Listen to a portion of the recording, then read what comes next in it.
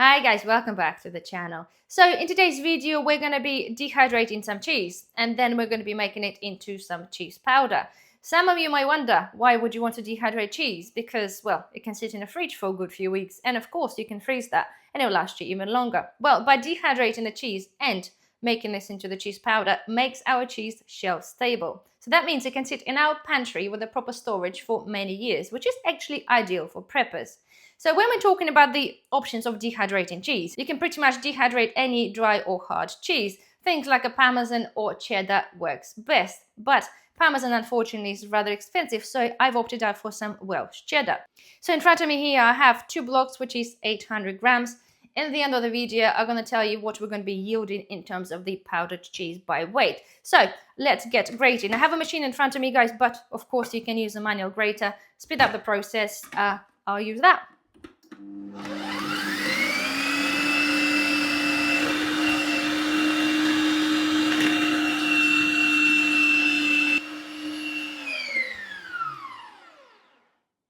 So, and just like this, our cheese is grated. Some of you might want to consider, or you think you might want to consider, buying the already grated cheese, but I would strongly suggest against it because when they repackage the cheese after it's been grated, they do put some different coating and additives to it to make sure that the cheese doesn't stick together and last a bit longer. So if you do want to do this, I do suggest just grate this manually rather than buying the prepackaged cheese. So here we go. Right, all of that done. You can actually cut the cheese into the slices, but I always tell you guys, when it comes to dehydrate, whatever you dehydrate, the smaller the pieces, the quicker that dehydrates. So here we go. We have a whole nice bowl of the cheese in front of me. You will notice, guys, with the cheese, if you by accident maybe left some grated cheese on a counter or a little crumb of the cheese, you will notice that the cheese will start sweating. So when you pick up and have a look at it like the following day, it's kind of shriveled a bit and fat kind of appeared on the surface of the cheese. And this is what's going to be happening when we are dehydrating the cheese. So there's options there if you wanted to, depending, okay, how long you want to run your dehydrator. You could, okay, again, bear in mind the temperature outside and your situation. You could put the cheese on the kitchen towel and let it sit outside, on the counter for a good few hours. That will start the fat coming up to the surface. So you could kind of dab the fat before putting this in a dehydrator. I don't unfortunately have the time to do this, so I'm going to be putting it straight into the dehydrator. So let me quickly clear this and I'll show you what to do next.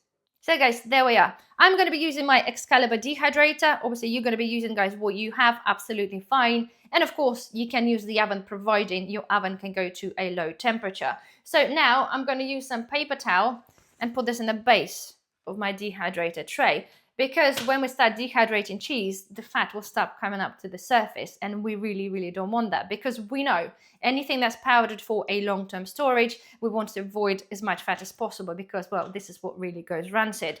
So because it's a paper towel, okay, and my fan is quite close to the back, or the back of the shelf, I'm going to be only putting my cheese in the middle of the paper just in case. So next thing you got to do is to spread your cheese. And make sure you do leave plenty of space around.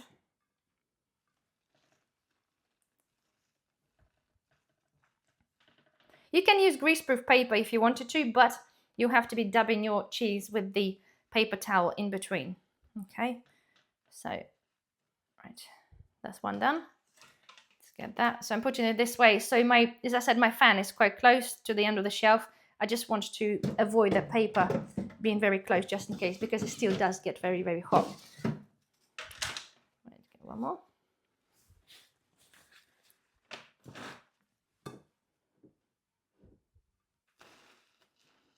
Okay.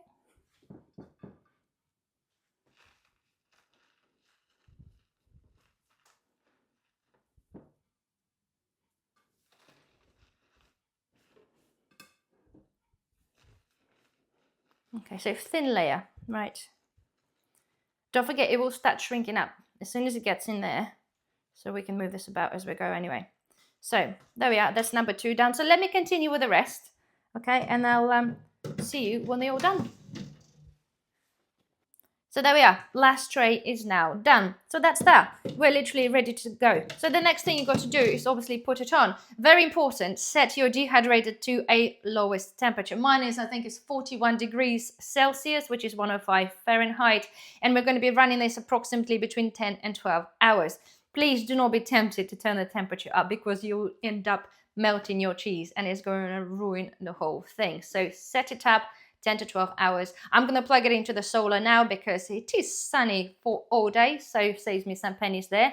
And I'm going to check in with you halfway through to show you what's happening with our cheese. So see you then. Here we are, guys. Look at that. This is after about an hour and a bit. Look at all that fat that's soaking in into the tissue. So this is the reason why we're putting it under it, to catch all of that. So even if I just take a bit of paper towel now, it will still pick up a little bits and bobs. So anyway, just do this, just dab them all, and then continue for the remaining time.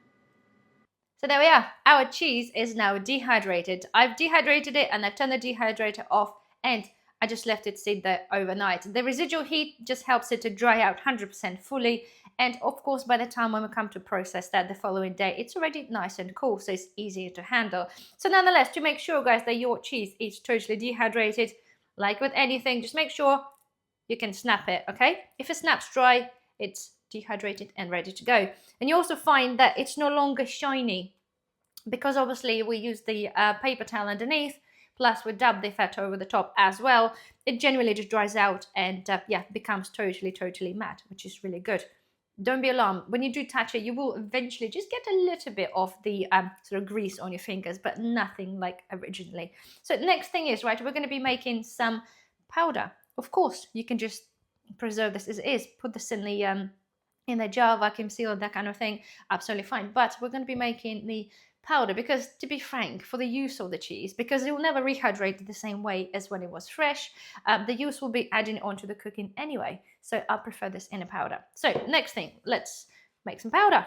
So I've got my NutriBullet here, and it's going to be a messy job, okay, because it's going to go everywhere. But let's get it off. Have to do this in batches, okay? Because machine will get warm and it will get some cheese stuck in there. This is for anybody who's a super frugal. If you do have some wood burner or something like this, you can keep that and use it as a fire lighter. It'll burn really well. Right, so let's do a couple at a time. Okay, aside. And then we'll weigh that and see how much we get in terms of the powdered cheese.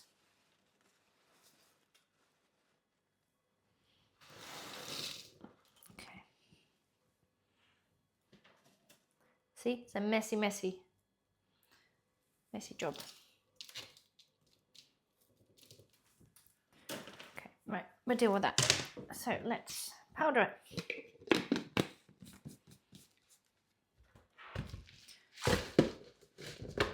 Good.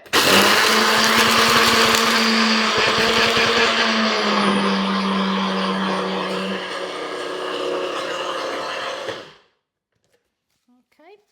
There we are. Look at that. You can see when it's getting warm, it sticks a little bit. It's natural. It's going to happen. Don't forget, the powdered cheese that you buy will have anti-caking agent or flour in there. Okay, we don't. So just... It smells good. It smells like cheese, obviously.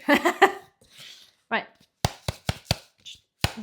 Okay, let's just give it another go.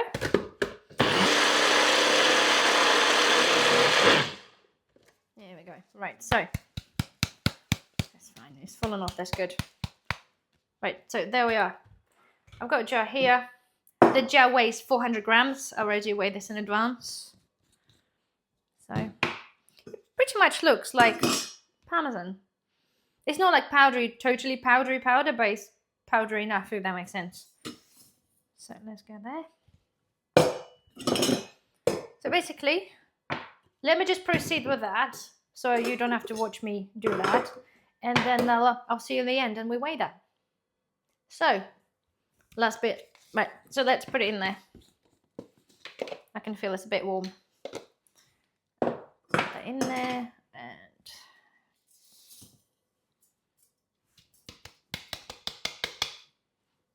Okay. So we approximately have half a jar. There's a little bit stuck in there because of the heat of the machine, but nonetheless. So, right, let's weigh that up now. So the jar was 400 grams and we are 754. So, okay, 354 grams. which I think is actually not that bad.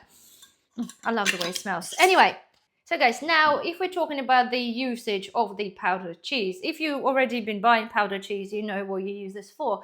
But generally, it's just a good addition to add on to your soups, stews, that kind of thing. And of course, because it's purely cheese, you can use that as a dry to sprinkle on top of your pasta, that kind of thing.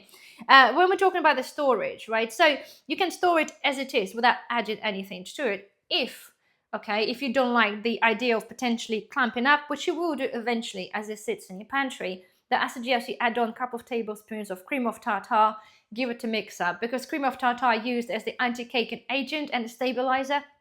So if you add it on to it, make sure it's blended well together, then your cheese wouldn't be sort of clumping up as much during the long-term storage. So as for, again, for the longevity of it, you can put in oxygen absorber if you want to keep it for a very long time. Keep it in an airtight container, seal the lid, or use the Mylar bag. By itself, guys, you can just put this in your pantry and it will be shelf stable, providing, of course, you absolutely 100% dry this. It will be shelf stable for approximately a year. So anyway, guys, I do hope you have enjoyed this video. If you have, please don't forget thumbs up. It really does help the channel grow. Otherwise, thank you very much for watching, and I shall see you in the next video. Bye-bye.